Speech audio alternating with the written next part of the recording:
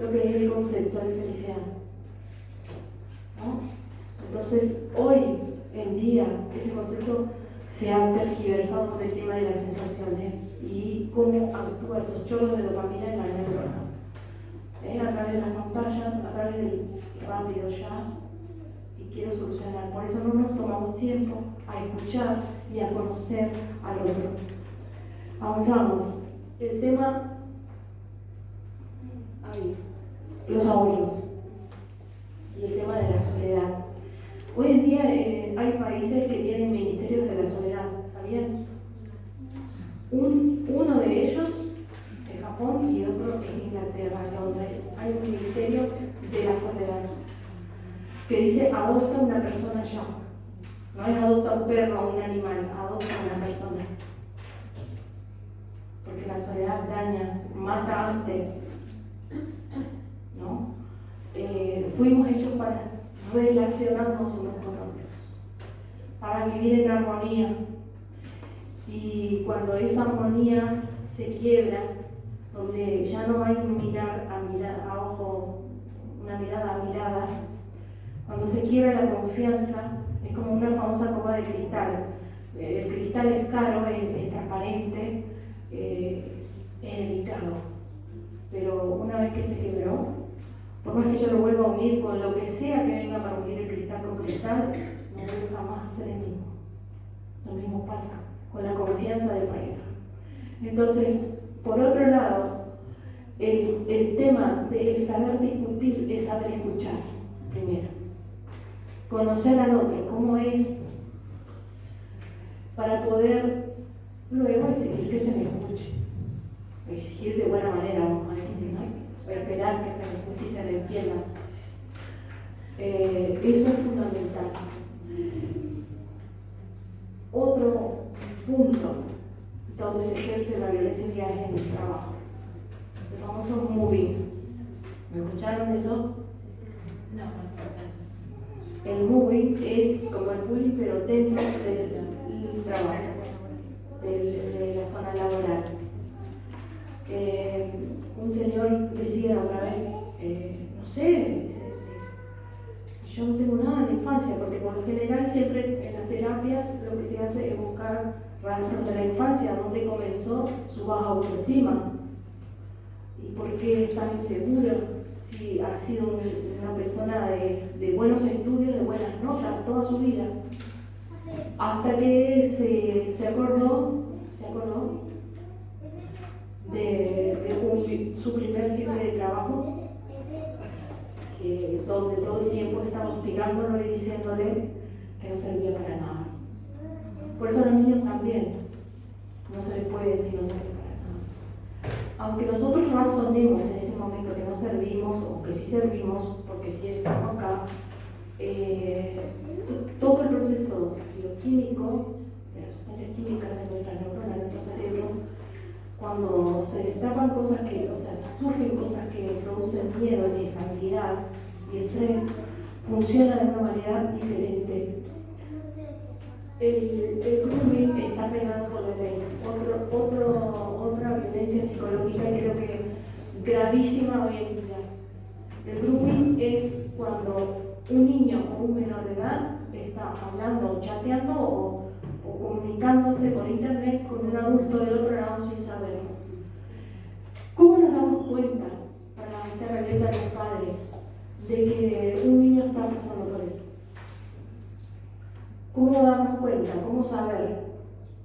Primero, el niño no debe estar a solas enfrente de una computadora, jamás. La computadora no tiene que estar en los dormitorios, tiene que estar en la sala, en el comedor, donde estemos pasando. Por otro lado, algo muy importante, debemos interesarnos en las cosas que se interesan a nuestros hijos. Porque es fácil decir, no lo hagas, como decía recién el videito. No, interesarnos, a ver, ¿y por qué te gusta? A ver, contame, ¿por qué te gusta? ¿Qué es lo que te gusta de este juego? ¿Qué es lo que entonces compartir? Y charlar. ¿Se acuerdan que hace unos años atrás surgió el dibujito aquel de Don Muerte, ¿cómo es? Era un dibujito que el niñito iba al mundo de los muertos. Ah, sí, la película, ¿no? Sí, el Coco. Coco. Entonces, ajá. Y entonces me decía, una mamá cristiana me decía, pero ¿y cómo? Si le mandaron a que él lo mire, ¿cómo hago? Si yo sé que eso es mentira, que esto, pero... Digo, bueno, sentate, habla con él y háblelo. Entonces, esa es la manera. Porque si vos se lo prohibís, lo va a hacer solo o con los amigos y va a pensar cualquier cosa. Entonces, lo mejor, no estoy diciendo con esto que se sienten a la pornografía. Yo no dije eso. Interesarnos por las cosas que le interesan a nuestro hijo. Y ver detalles importantes son los cambios de conducta en el niño. Podemos nosotros conocer al niño y ver que algo le está pasando y podemos tener al agresor al otro lado de la puerta, en la otra puerta del apartamento o al frente de la vereda y yo no saber. El niño cambia su conducta, comienza a tener miedo, comienza a no querer salir, comienza a no querer relacionarse, comienza a no querer hacer actividades fuera de ese horario en que esa persona está esperándolo en el internet. Esa es alguna. Pierde el apetito, si antes era alegre, empieza a ser triste, reacciones de ira, se enoja fácilmente, no aguanta una broma, entonces, y solo quiere estar en ese horario ahí. El grooming coacciona la libertad de elección del niño porque es un adulto manejando la mente del niño. Pero le estamos dando a nosotros una herramienta poderosa al enemigo, vamos a decir, de lo bueno y de la luz, lo que sabemos todos. Le dijimos, toma, entra, haz con mi hijo lo que quieras. Entonces, por eso la importancia de poner límites en conjunto, ponernos en acuerdo, barreras en conjunto. Otro aspecto, el tema del bullying. Trilladísimo, pero ayer hablaba con una profesora de portugués que me dice hace 2 o 3 días tuve que, dice, estoy toda arañada todavía. Se tuvo que parar chicos de 6º año de secundario. 6º año de secundario es 5º. A veces quinto, a veces bien, eran grandes.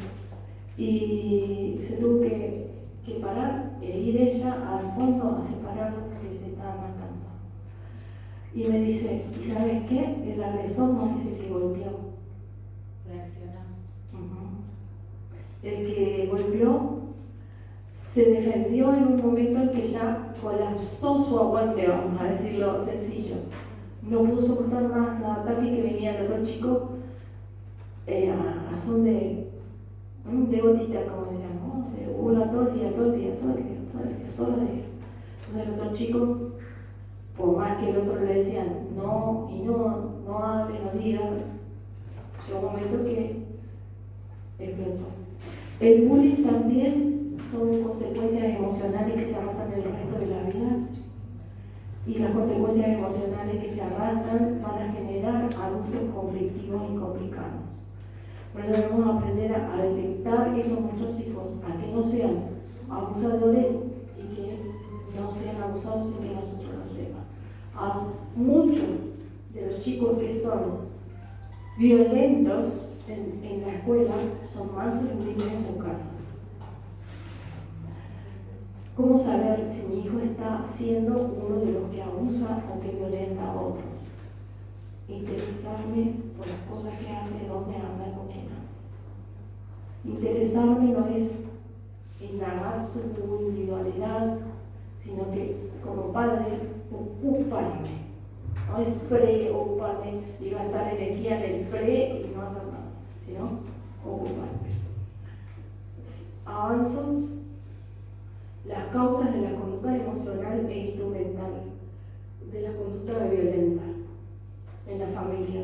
Muchas de las conductas violentas vienen, como decíamos, con antecedentes del hogar, que se manifiestan en adultez porque ya no hay quien controle. Lo que sucede es que hay antecedentes genéticos de alcoholismo, de drogadicción, otras cosas y sustancias que producen hechos de violencia dentro de la familia por los chicos. Adultos que no saben lidiar con sus basuras emocionales y baja autoestima. Basuras emocionales, dice una autora, una estudiosa de la familia, porque nosotros vamos juntando recuerdos, ¿no? Acá en la zona del hipocampo es como el archivito o el bibliotecario de nuestro cerebro que va poniendo cada recuerdo así en su lugar, ¿no? Por ahí uno que quedó mal puesto. Entonces, roza una palabra que tiene relación con eso, salta.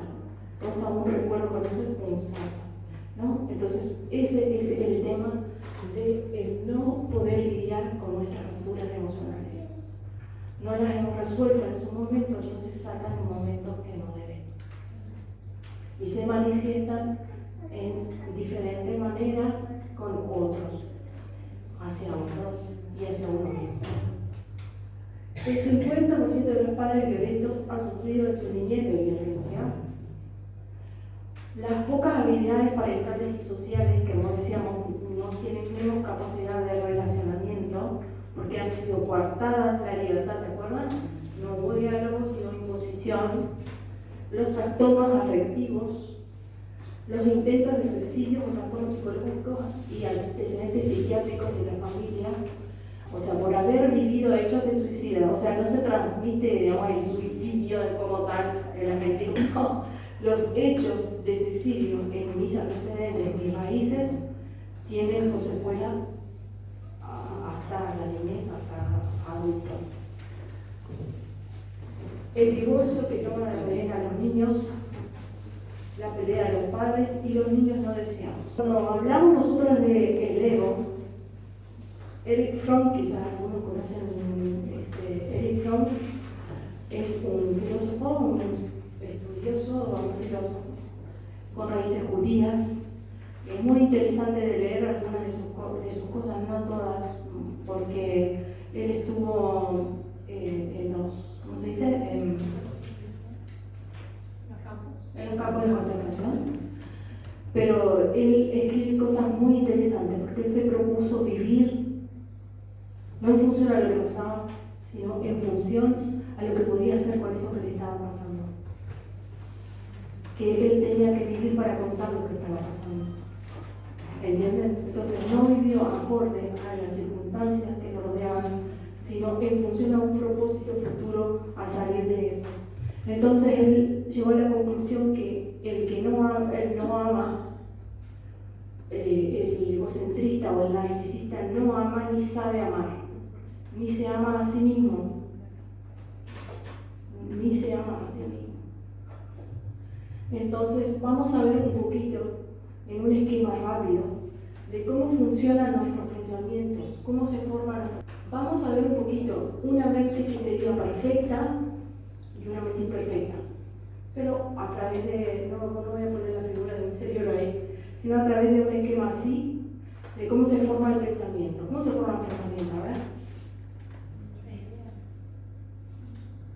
Veníamos diciendo, recién yo dije algo del archivo de la información de nuestro cerebro. Exacto, de la información que acumulamos y cómo la procesamos. ¿Sí? Ahora, cuando la mente era perfecta, en las manos de Dios recién salido el hombre y la mujer, la mente perfecta, tenía a Dios en primer lugar. Entonces, la naturaleza espiritual, cuando nosotros hablamos de la naturaleza espiritual de nuestros pensamientos, estamos hablando del espíritu, de aquello que rige nuestras ideas, que va a luego ayudarnos a tomar decisiones. No estamos hablando solo de lo espiritual, religión, sino de mi mundo espiritual, mi mente, mi cerebro, ¿sí? Regida por Dios, tenemos una razón y una conciencia y la capacidad de oración apuntando siempre hacia el lado de la luz, de la verdad, del bienestar, de la bondad. ¿Ok? que es que nace de la fuente de sostén, que es lo divino, que es lo perfecto, que es Dios. Y entonces nuestra razón, nuestra conciencia y nuestra adoración bien enfocados van a ir hacia el lugar correcto. ¿Sí? Voy a razonar, voy a tomar decisiones en función a perspectivas de hacer algo positivo o hacer el bien. Porque recordemos que la necesidad de relacionarnos con un otro está en nuestra genética, ¿sí? En nuestra biología. Ahora, vamos a saber tomar buenos juicios y vamos a tener la voluntad de tomar buenas decisiones. De ahí en el tema de la voluntad. Es la voluntad que a veces decimos se quebró el espíritu, se quiebra la voluntad. La capacidad de querer hacer el bien, las ganas de seguir viviendo, eso se quiebra, ese es el espíritu que se quiebra, la actitud mental comienza, y ahora vamos a ver rápidamente por qué. El pensamiento se forma a través de las circunstancias y de la personalidad y del pasado. Todos tenemos genéticamente algunos rasgos de personalidad que en la psicología se denominan temperamentos. Cuando nosotros hablamos de temperamentos es genético, o sea, no lo puedo cambiar, pero lo puedo moldear. Lo puedo controlar a través del juicio, la razón y la voluntad. Entonces, ahí se formará un carácter adecuado, en este caso que estamos hablando de una mente perfecta, adecuada a las cosas que Dios espera de mí. Ahora, las circunstancias que nos rodean también forman nuestra capacidad de producir pensamientos positivos o pensamientos negativos. Pensamientos que construyan una identidad positiva o una identidad violenta. ¿Por qué? Porque va a estar funcionando bien mi voluntad de decisión, voy a tener rasgos de juicio o para un juicio que se necesita información. En un juicio no se puede tomar decisiones si no hay pruebas. Entonces nuestro cerebro, nuestra mente se forma a base de la información que voy adquiriendo a través de las cosas que me dieron resultado, que me dieron satisfacción y las cosas que no. ¿Sí? Entonces, voy a generar un pensamiento que va a producir ¿qué? Lo que dice el otro lado. Ánimo y un impacto en la biológica, en el físico. Entonces, a pensamientos sanos, cuerpo sano. ¿Sí? Otro aspecto. Construimos lo que decíamos recién. Con mi experiencia, con el archivo que tengo que comparar, tengo para dónde hacer juicios y voy construyendo una cajita, por decir algo, de valores. Entonces yo tengo mi escala de valores, yo tengo mis parámetros de valores, que no son los mismos de ella ni de ella de ella, porque lo que a ella le dio resultado, a mí no me dio ese resultado, porque las experiencias de ella son distintas a las mías. Entonces cuando sus experiencias no me pueden ayudar a mí si yo no experimento las mismas cosas. Y es mentira el tema de que decir a tu hijo que no haga esto porque a mí me pasó tal cosa. Es como la experiencia de la relación con Dios, como la experiencia de la felicidad. Cada uno necesita experimentar la felicidad o experimentar a Dios. Es personal. ¿Por qué? Porque tengo una escala de valores con los que yo me voy a manejar. Y en base a esa escala de valores voy a tomar decisiones o voy a actuar. Entonces, cuando esa escala de valores es todavía allá arriba, conectada a Dios, voy a tener buenos sentimientos y mi necesidad de relacionarme va a ser sana, va a ser correcta. Hasta ahí, hasta el corazón, tenemos una escala de valores, de pensamiento, de capacidad de razonar que es sana, que es productiva y que es edificadora, tanto para mí como para aquellos con los que me relaciono. Pero cuando entra este señor, el famoso ego, Freud se encargó de llamarlo yo, sucede algo interesante. Se quiebra, ¿qué cosa? La felicidad. No pueden dos ocupar el mismo pronombre. O yo o Dios o yo. Entonces cuando yo digo yo puedo, ¿qué es lo que pasó con Adán y Eva? Sí, la verdad que yo puedo tomar decisiones, yo puedo ser tan inteligente como Dios. Y hicieron el desastre. Hasta ahora, ¿no? Entonces, cuando no dejamos que nos gobierne Dios y entra el ego, como está apretada ahí, pero entra el egoísmo en el lugar de Dios, se producen las más grandes tergiversaciones de lo que es la compasión, la empatía, el amor. El amor no hay lugar, no tiene lugar. El verdadero amor no hay egoísmo. ¿Qué dice Crónicas 13? El mayor de todo es el amor, la fe, la esperanza. Y cuando hablamos de esperanza hablamos de construir ilusiones, de construir futuro.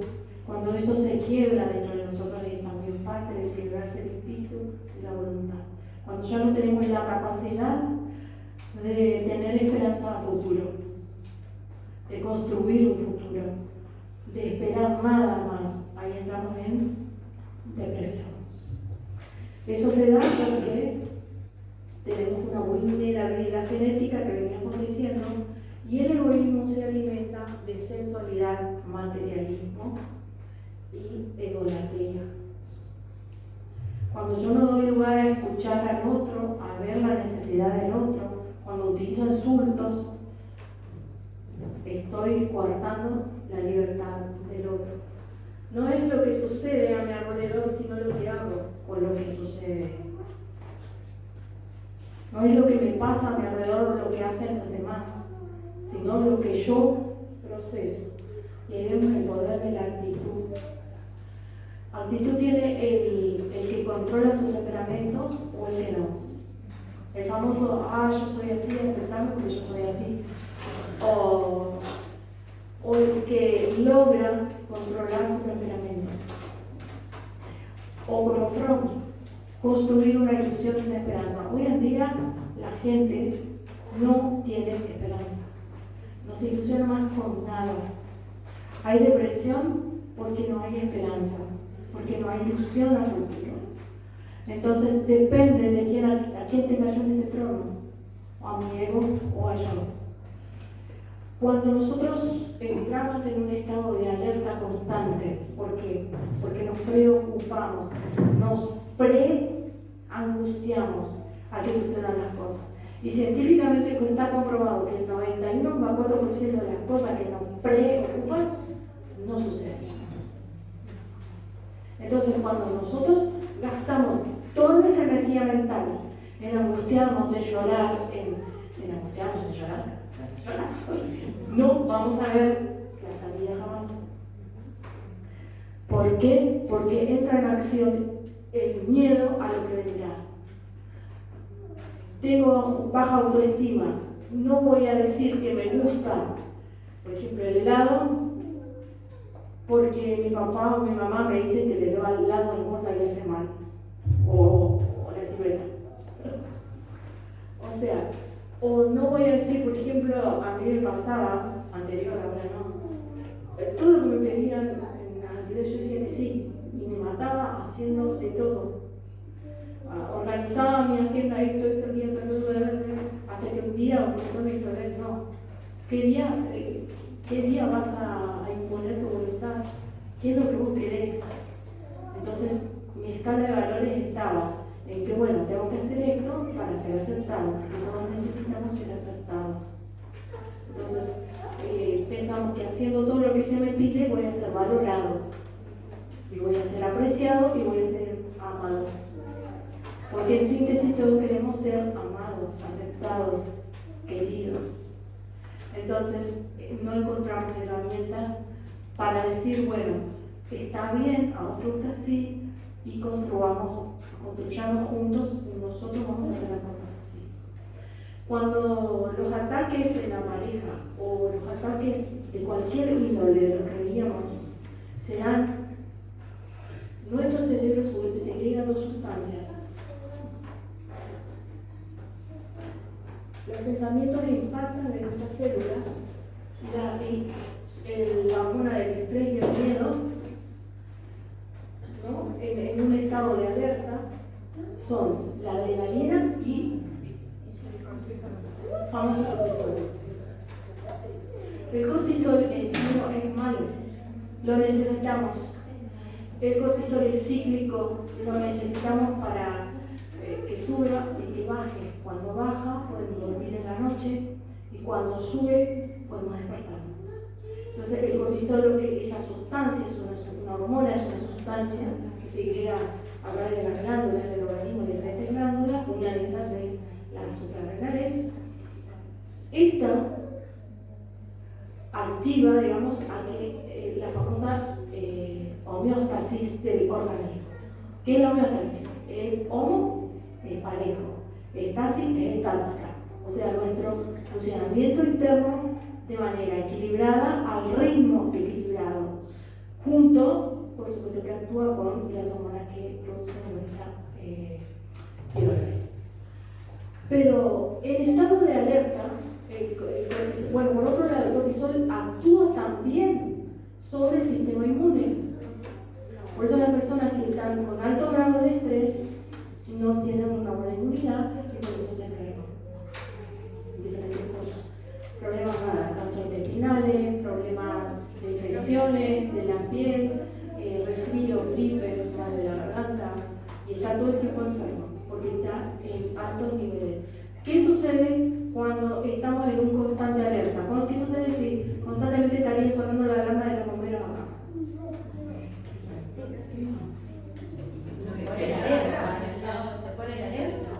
Exacto, entonces algo que es bueno, que me va a avisar que va a haber un incendio o lo que sea, que tengo que ir o salir, una alerta que me podría hacer, bueno, este tipo en cualquier momento me pega, en vez de salir corriendo, hay personas que por su temperamento, por su personalidad, se apocan, se achican, porque lo que hace la adrenalina prepara el organismo para huir o para defenderse. Sin embargo, el cortisol afecta la ejecución de esta acción, digamos, defensiva. Y cuando está en estado de alerta constante, una lástima que está muy oscuro, pero ahí afecta el sistema inmune e impacta en los altos picos de azúcar, cambios gastrointestinales que ya dijimos, y por otro lado afecta y hace un bloqueo en los buenos recuerdos, que son los que generarían el impulso, la esperanza, la ilusión de poder salir de esa situación. Porque no tengo buenos recuerdos, entonces entro en depresión.